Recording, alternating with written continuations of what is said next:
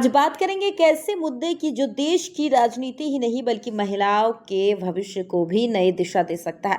गौतम बुद्ध नगर के ग्रेटर नोएडा प्राधिकरण में नारी शक्ति वंदन अभियान के तहत एक अहम प्रेस वार्ता आयोजित की गई, जहां देश की जानी मानी और प्रतिष्ठित महिलाओं ने अपने विचार रखे। सशक्त नारी सशक्त भारत के संकल्प को लेकर इस प्रेस वार्ता का आयोजन किया गया, जिसका मुख्य विषय था नारी शक्ति वंदन और नारी वंदन अधिनियम 2023। इस दौरान समाज की प्रभावशाली महिलाओं ने न सिर्फ अपने अनुभव साझा किए बल्कि महिलाओं के अधिकार, भागीदारी और सशक्तिकरण पर भी खुलकर बात की। इस प्रेस वार्ता को कई प्रतिष्ठित महिलाओं ने संबोधित किया। 1980 बैच की सेवानिवृत्त IAS अधिकारी निवेदिता पी हरन, IBE एसोसिएशन के वाइस प्रेसिडेंट डॉक्टर खुशबू सिंह, एडवोकेट कविता नागर, लोकल कंप्लायंस कमेटी के सदस्य माला भंडारी, वेदिका फाउंडेशन के संस्थापक डॉक्टर सपना, इन सभी वक्ताओं ने महिला सशक्तिकरण के अलग अलग पहलुओं पर गहराई से चर्चा की। अब आपको बताते हैं इस पूरे मुद्दे का सबसे अहम हिस्सा।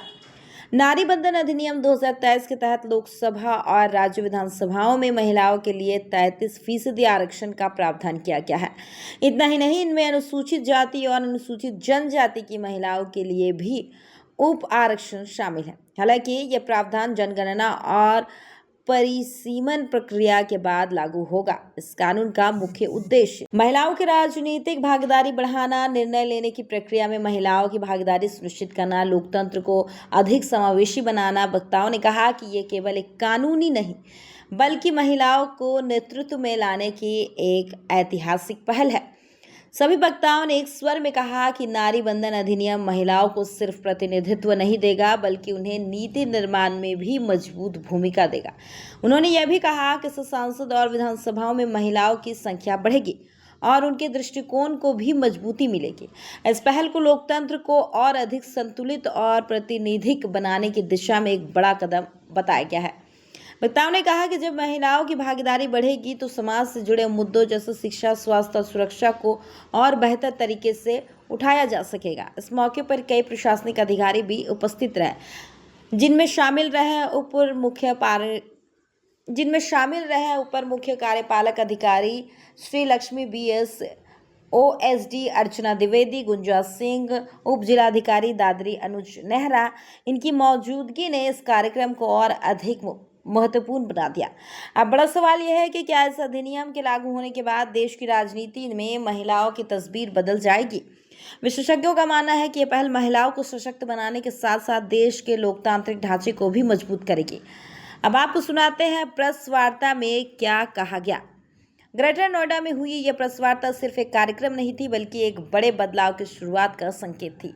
नारी शक्ति वंदन अधिनियम और नारी वंदन अधिनियम दोनों मिलकर देश में महिलाओं को नई पहचान देने की दिशा में काम कर रहा है। अब देखना यह होगा कि यह पहल जमीनी स्तर पर कितनी तेजी से लागू होती है और क्या सच में महिलाओं को वो स्थान मिल पाता है जिसकी वे हकदार है। महिलाएं हैं जिन्होंने कुछ ना कुछ लाइफ में अचीव किया है, उनको मेरा जय नमस्कार। और मेरे सारे मीडिया बंधु, क्योंकि मीडिया का तो जलवा है और आजकल तो मीडिया बहुत ही इम्पोर्टेंट रोल प्ले कर रहा है, जो पूरा रेट जो है गौतम बुद्ध नगर में है। तो आप सभी का धन्यवाद जो समय जो निकाल के आने के लिए। तो मेरा नाम है खुशबू सिंह और मेरी कंपनी का नाम है आर्या फैशंस और मैं करीबन 20 वर्षों से इंडस्ट्री में हूँ, एक्सपोर्ट इंडस्ट्री में हूँ और हैंडीक्राफ्ट ज्वेलरी एंड बैग्स का मेरा जो मैन्युफैक्चरिंग यूनिट है। मेरी फैक्ट्री अपनी इको कि हम अपने आप को रख सकें और हमारे मेरे जैसे कितनी ही महिलाओं की मेहनत है जो इस समाज के लिए, वो आप लोगों के सामने जो आ पा रही है। तो इस मंच को बहुत बहुत जो धन्यवाद। मैं अपना थोड़ा सा जर्नी ब्रीफ जो है करना चाहूँगी।